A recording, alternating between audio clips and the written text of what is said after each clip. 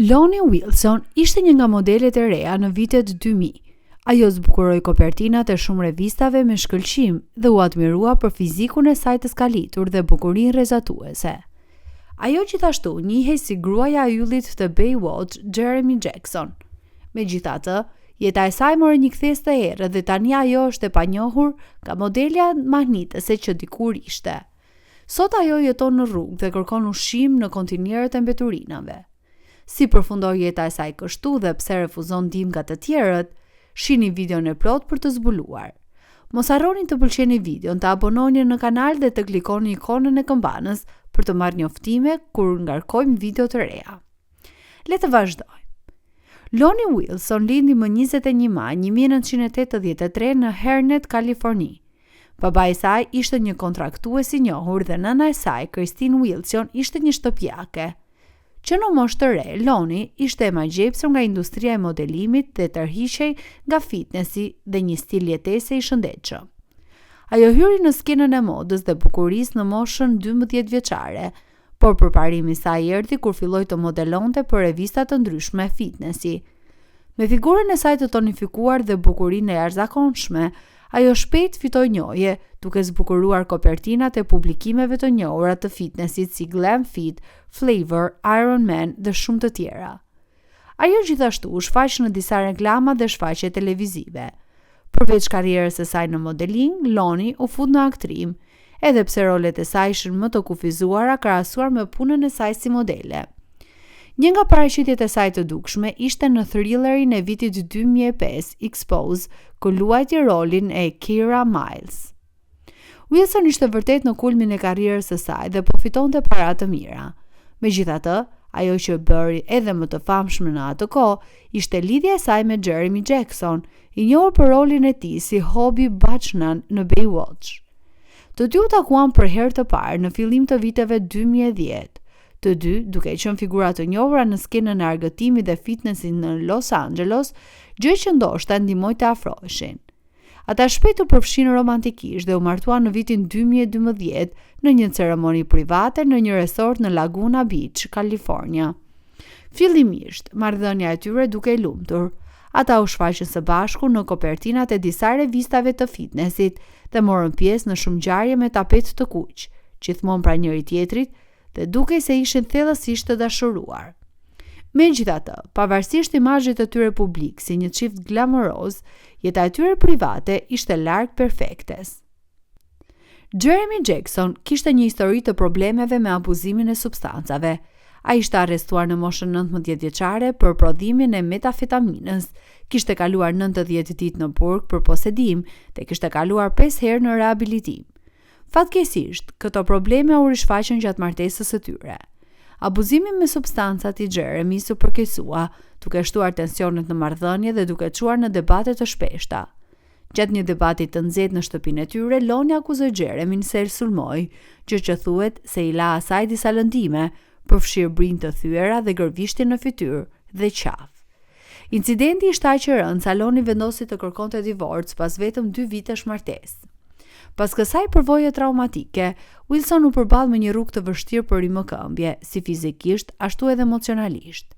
Ajo përjetoi një krizë mendore që e la të paaftë për të punuar. Nuk dilja me miq dhe nuk bëja asgjë, isha në një vend shumë të keq, kujton Lonnie.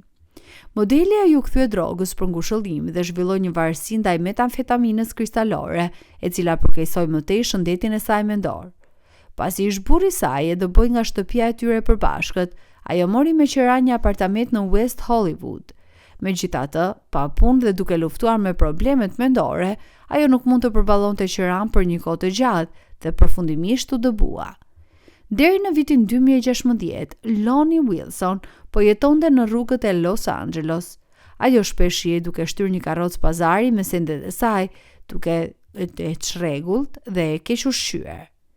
Pamja e saj dikur e gjallë ishte zbehur, zëvendësuar nga realitetet e ashpra të jetës në rrugë. Pavarësisht rrethanave të saj, Lonnie vazhdimisht refuzonte ndihmën nga miqt, organizatat bamirëse dhe madje edhe të huajt, duke u thënë intervistuesve se ajo ishte mirë dhe nuk donte të shpëtohej. Refuzimi i saj për të pranuar ndihmë mund të lidhet pjesërisht me gjendjen e saj mendore, e cila mund ta ketë bërë të mos u besonte të tjerëve dhe të besonte se ishte më mirë vetëm. Mund të jetoj vetë, kam gjithçka që më nevojitet këtu. Askujt nuk i intereson për mua dhe unë nuk dua t'i shoh ata. Kam para këtu dhe atje dhe ka ushqim në kontinier dhe pranë dyqaneve, shpjegoi ajo. Në një zbulim tronditës, ajo pranoi në vitin 2018 se nuk ishte larë për një vit, duke zgjedhur të mbante veten sa më të ndyrë që të mundej të shmangte sulmet ose përdhunimet në rrugë. Ajo gjithashtu përmendi se rregullisht i vidheshin gjërat. Pa atë vit, ishmikja e Lonit, Kristen Rosett, ofroi të ndihmonte pasi pa foton zemërthyese të Lonit duke fjetur në një karrocë pazar në West Hollywood. Rosett e gjeti atë dhe strehoi në një hotel për një natë duke i siguruar rroba të pastra dhe një vak të ngrohtë. Megjithatë, të nesërmen në mëngjes, Loni mori gjërat e saj dhe u zhduk. Kristen tha: "Kemi provuar gjithçka që mundem, por thjesht nuk mundem të deportonim tek ajo. Loni ka nevojë për ndihmën tonë në mënyrë të dëshpëruar. Ajo duhet të jetë larg rrugëve dhe të marrë kujdes.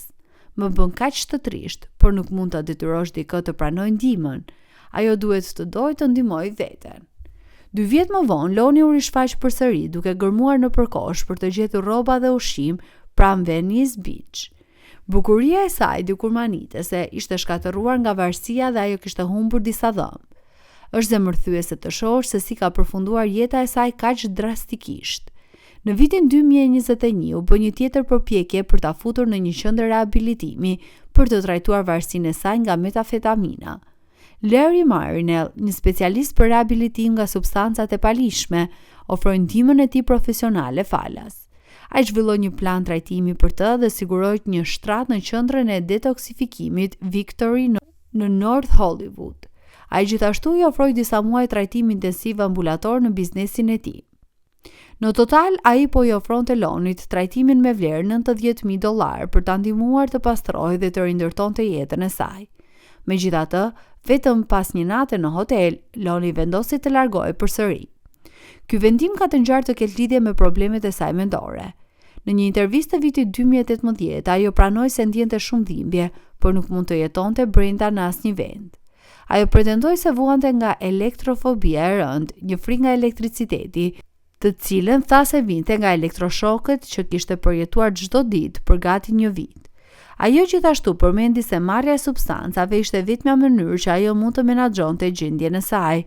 Kur u pyet për situatën e ish-gruas së tij, Jeremy Jackson ka refuzuar vazhdimisht të komentojë. Megjithatë, një nga ish-partnerët e tij e kritikoi atë për mosndihmën ndaj Lonit pas ndarjes së tyre në vitin 2014. Ajo e tha për The Sun: "Është vërtet e trisht ajo që i ndodhi Lonit dhe ajo kurrë nuk mori ndihmën që i nevojitej. Ai nuk bëri asgjë, nuk i interesonte fare, ishte e neveritshme, e sëmurë." Pavarësisht natyrës në duke të pashpresë të situatës së Lonit, ende ka shpresë për ndryshim. Nëse ajo mund të arrijë dhe të bindet të pranojë ndihmë, ka burime të disponueshme që mund të mbështesin në rindërtimin e jetës së saj. Historia e Lonnie Wilson është një shembull zemërthyes se sa shpejt mund të ndryshojë jeta e dikujt. Ajo dikur i kishte të gjitha, bukurinë, paratë dhe një jetë të mirë, por i humbi në një çast. Kjo është një kujtesë për të gjithë që të jenë mirënjohës për jetën që kanë, pasi kur nuk e kupton vërtet sa e çmuar është derisa të zhduket. Historia e Lonnie Wilson është një tregim prekës dhe tragjik për rënjen e një modeleje të suksesshëm nga kulmi i famës dhe bukurisë në një jetë të vështirë në rrugët e Los Angeles. Në vitet 2000, Lonnie shkëlqeu si një yll i fitnessit dhe modelingut, duke zbukuruar kopertinat e revistave më të njohura. Megjithatë, abuzimi me substancat nga Jeremy dhe një incident i dhunshëm që rezultoi në lëndime të rënda për të, çuan në divorcin e tyre pas vetëm 2 vitesh. Kjo traumë e kombinuar me një krizë mendore dhe varësi nga metamfetamina kristalore e çoi Lonnie në një spirale shkatërruese. Ajo humbi gjithçka: karrierën, shtëpinë dhe shëndetin, duke përfunduar e pas tre dhe duke mbijetuar përmes kërkimit të ushqimit në kontenierët e mbeturinave. Çfarë mendoni për këtë histori zemërthyese? Ndani mendimet tuaja në komente. Dhe kjo është e gjitha. Nëse ju pëlqeu videoja dhe doni më shumë si kjo, siguroni që të lini një pëlqim më poshtë në shenjë vlerësimi. Dhe nëse nuk e keni bërë tashmë, duhet vërtet të abonohuni.